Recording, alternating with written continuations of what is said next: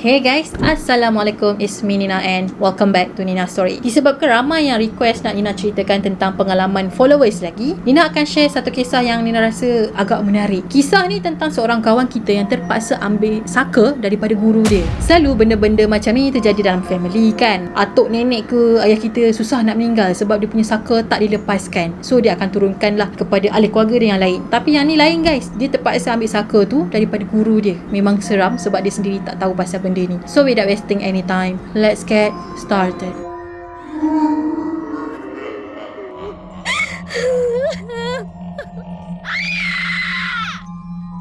Kisah ni dikongsikan oleh Haris dan of course lah ni bukan nama sebenar dia sebab dia minta Nina untuk rahsiakan identiti dia. Haris ni cerita benda ni terjadi sekitar masa dia umur 16 ke 17 tahun macam tu. Haris adalah seorang yang sangat aktif dalam menuntut ilmu pertahanan sejak dia umur 9 tahun lagi. Jadi disebabkan minat yang mendalam, Haris pun mendalamilah ilmu persilatan. Haris kata dalam ilmu persilatan ada ilmu bertarung dan ilmu dalaman iaitu batin lah. Jadi dua benda ni wajiblah untuk dipelajari kalau nak mendalami ilmu persilatan. Kejadian ni mula terjadi semasa Haris ni berusia 15 tahun dan dia join tinju. Bila dah jadi peninju, dia mestilah kena perform kan dekat atas stage ataupun diorang panggil ring. So setiap kali perlawanan, Haris ni akan gunakan ilmu dalaman dia lah untuk fight. Ilmu dalaman yang dia belajar selama ni, dia gunakan untuk perform dekat atas stage. Masa awal-awal perlawanan tu, semuanya okey, tak ada masalah. Tapi lama-lama Haris rasa dia ni macam dah tak berapa nak perform sangat dah. Prestasi dia semakin menurun, tak macam dulu lagi. So Haris ni pun fikir dia kena buat something lah, buat sesuatu untuk kekalkan prestasi dia. Maksudnya dia kena belajar lagi mendalam lah tentang ilmu dalaman ataupun ilmu batin. And then Haris ni kenal dengan seorang pakcik dan pakcik ni adalah bekas peninju juga. So pakcik ni dikatakan pro jugalah dalam bab-bab ilmu dalaman dan dia pun hebat juga dalam bertinju. Jadi Haris ni rasa inilah peluang dia untuk dia dekat dengan pakcik tu dan dapatkan ilmu-ilmu yang berharga dari pakcik tadi. Bukan senang kan nak jumpa orang-orang yang handal ni nak berguru dengan dia. So diorang pun sembang-sembang, bincang-bincang apa semua. Pakcik tadi tu pun setujulah nak ambil Haris ni jadi anak murid dia ataupun anak didik dia. Awal tu Haris kata pakcik ni cuma ajar teknik-teknik bertinju je. Lepas beberapa bulan macam tu, Haris ni pun luahkanlah hasrat dia yang dia nak beritahu yang dia nak menuntut ilmu dalaman daripada pakcik tu. Dia pun macam, pakcik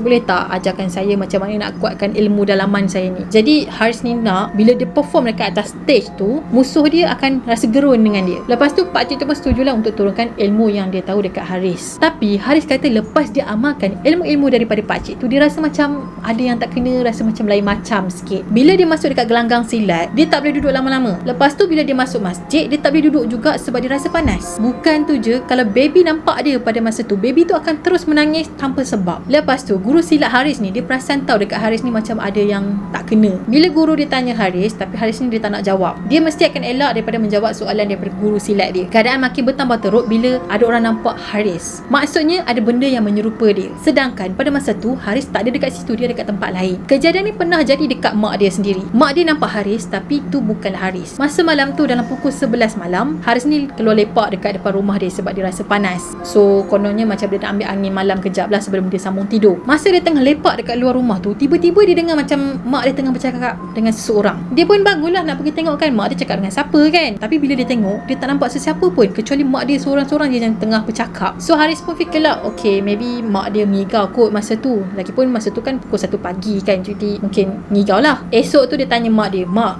semalam mak cakap dengan siapa? Lepas tu mak dia katalah, mak cakap dengan kau lah Haris, cakap dengan siapa lagi? Dan mak dia kata Haris memang berdiri betul-betul dekat depan mak dia. Tapi yang pelik tu, Haris masa tu ada dekat luar rumah dan dia nampak mak dia cakap seorang-seorang. Sedangkan mak dia nampak Haris tengah berdiri depan mak dia. Ush, auto meremang guys. Haris kata ilmu yang dia ada pada masa tu banyak timbulkan masalah. Kononnya dulu dia menuntut ilmu tu nak gerunkan pihak lawan, tapi makin lama dia yang semakin gerun dengan diri sendiri. Haris cerita dia memang takut nak tengok muka dia ataupun diri dia dekat dalam cermin tau. Dekat sebulan jugalah dia tak tengok cermin sebabkan dia rasa macam, tak tahulah kenapa dia rasa takut. Kalau kita kan lagi suka tengok cermin kan, nak pula yang perempuan ni kan, asal pantang nampak cermin kan, kadang cermin dekat mall pun kita tengok muka sendiri, betul tak? Tapi Haris tak, dia rasa macam tak tahulah kenapa dia takut dengan diri sendiri nak tengok bayang dia dekat dalam cermin. Satu hari tu dia dah tak tahan dah, and then dia tengok cermin, dia nak lawan perasaan takut dia. So dia pun menghadaplah cermin, lepas tu dia jegil mata, dia buatlah ekspresi macam dia marah tau. Tapi benda lain pula yang jadi guys. Korang tahu tak apa? Pantulan dia dekat cermin tu tersenyum sinis memandang ke arah Haris. Sedangkan ekspresi dia pada masa tu dia tengah marah. Marah, meremang. Disebabkan benda-benda macam ni terjadi, benda-benda yang pelik, benda-benda yang aneh yang dia tak boleh tahan dah, and then dia jumpa dengan guru silat dia pun ceritalah apa yang terjadi dekat dia selama ni. Rupa-rupanya ilmu yang dia dapat daripada pakcik tu bukanlah ilmu dalaman guys, tapi adalah saka. Pakcik tu gunakan Haris untuk lepaskan saka yang dia bela selama ni. Mungkin dia dah tak nak bela ke apa, so dia bagi dekat Haris tanpa Haris ni tahu tau. Jadi Haris ni macam teraniaya lah, terima benda tu tanpa dia sedar, tanpa dia tahu. Jadi guru silat Haris ni pun cubalah untuk bantu Haris sebaik yang mungkin. Sebenarnya bukan senang tau nak buang saka ni. So guru Haris ni pun bawa Haris jumpa dengan pakcik peninju tu. Diorang nak pakcik peninju tadi tu ambil balik saka yang dia bagi dekat Haris tu. Tapi pakcik tu tak nak ambil, dia siap tak mengaku lagi tau. Bila guru silat Haris ni tekan pakcik tu, barulah pakcik tu mengaku yang dia bagi saka dia dekat Haris. Tapi pakcik tu kata dia dah tak boleh ambil dah saka tadi, sebabnya dia dah buat perjanjian dah dengan benda tu. Dari segi perjanjian tu Haris kata dah ada masalah sebenarnya. So memang guru silat dia ni macam susah sikit lah nak tolong Haris. Masalah yang pertama adalah daripada segi perjanjian dia orang tadi tu, perjanjian tu Haris dah buat dengan menggunakan darah dia sendiri. Tapi Haris ni pelik jugalah, sebab dia fikir dia tak pernah pula bagi darah dia untuk buat apa-apa perjanjian. Rupa-rupanya masa dia tengah berlatih tinju dengan pakcik tadi tu, dia adalah darah sikit-sikit kan, biasalah luka kan. So pakcik tadi itulah yang ambil darah Haris tadi, and then dia buat perjanjian dengan benda tu. Masalah yang kedua pula, pakcik tu kata benda tu memang dah berkenan dengan Haris sejak awal lagi. So benda tu pilih Haris dan minta dia dilepaskan.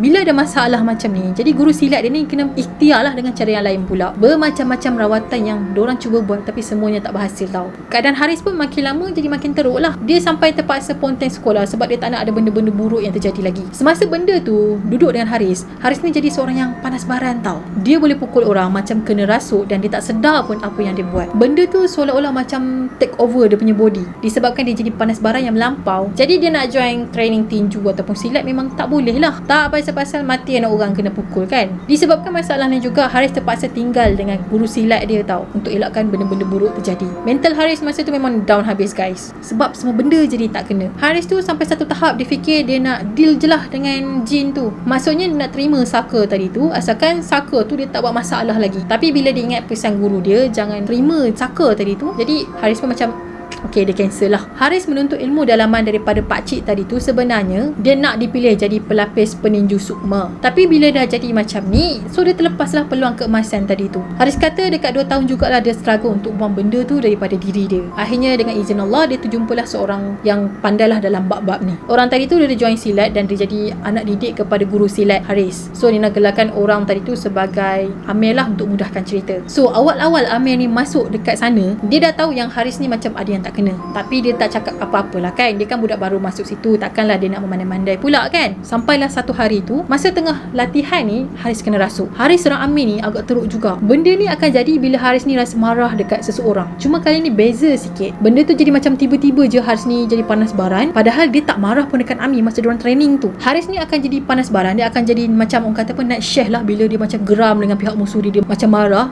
barulah dia akan macam pukul orang tu sampai lembik ke macam tu. Tapi dengan Amir ni, masa dia orang tengah training sama-sama, dia tak rasa pun marah dekat si Amir ni. Tapi tiba-tiba dia nak share, dia pukul Amir tu separuh mati juga. So setiap kali benda macam ni jadi, Haris memang dia tak akan ingat apa-apa langsung. Bila dia sedar je, semua orang dah sekeliling dia dah. So guru silat diorang ni pun tanyalah Haris, Haris sebenarnya kau dendam apa? Kau marah apa sangat dekat Amir tu? Tapi Haris jawab, saya tak marah dia pun, saya tak ingat apa-apa langsung. Jadi guru dia pun bersembang lah dengan Amir tadi, dan diorang ni setujulah untuk tolong Amir buang saka tadi. Dengan izin Allah, saka tu boleh dibuang dengan hanya bacaan basic je. Tu pun teruk jugalah Haris ni muntah dan keluarkan darah yang sangat banyak lah. So setiap kali dia muntah tu keluar darah, dan ada juga kotoran daripada dalam badan dia. So Haris kata kotoran-kotoran tu datang daripada benda tu lah yang selama mana dia tinggal dekat dalam badan Haris. So lepas habis rawatan tu, Amir ni pun cakap lah something dekat Haris ni. Dia kata dia memang dah tolong Haris buangkan benda tu, tapi dia tak boleh halang daripada benda tu datang dekat dengan Haris balik. Sebenarnya daripada awal lagi memang benda tu suka dengan Haris. So Amir kata dia memang tak boleh nak buat apa-apa. Lagi satu, saka tadi tu akan cuba buat sesuatu untuk tolong Haris masa Haris ni memerlukan bantuan. Contohnya macam dalam training ke, masa dia tengah perform dekat atas stage tu, benda tu akan tolong Haris lah. Jadi dia akan jadi macam panas baran, dia jadi macam lagi kuat untuk bertarung. So setiap kali Haris ni rasa marah ataupun terancam, automatik benda tu akan take over badan Haris. Lepas tu Haris ni akan bertukar jadi agresif, dah tak jadi macam diri dia dah, macam kena rasuk gitu, macam nak share lah orang kata kan. So Amir kata mungkin selepas ni benda tu akan datang cari Haris, dan dia akan cuba bantu Haris dengan cara yang lain pula. Yelah, mana tahu kan Haris ni tiba-tiba berubah hati hati ke tukar fikiran untuk terima benda tu balik. Sampai sekarang Haris kata benda tu dah tak kacau dia lagi dah. Cuma kadang-kadang tu je dia dah dapat rasa yang Saka tu ada dekat dengan dia. Seram sebenarnya kalau benda-benda yang melibatkan Saka ni. Nak pula terima Saka tu tanpa tuan badan tu sedar, tahu tak, tiba-tiba dah jadi tuan yang baru. Memang teraniaya sangat. Alright guys, itu sajalah perkongsian Nina untuk hari ni. Nina harap korang lagi berhati-hatilah untuk terima barang ke, untuk buat perjanjian ke, untuk menuntut ilmu. Korang kena berhati-hati, jangan sembarangan terima je. Takut bila korang ingat benda tu benda biasa je, tapi rupa-rupanya korang dah terima benda lain dan korang jadi tuan dia yang baru. Memang seram sebenarnya. Okay, itu sajalah perkongsian Nina untuk hari ni. Pada korang yang belum lagi subscribe, make sure korang subscribe dulu dan turn on notification supaya korang tak terlepas dengan video-video yang Nina akan upload pada masa yang akan datang. Dan komen dekat bawah korang nak Nina cerita tentang apa lagi. So just komen dekat bawah, mungkin korang ada suggestion yang korang nak Nina cerita, just drop your comment below. Dan kita akan jumpa lagi in next video. Bye bye. Assalamualaikum.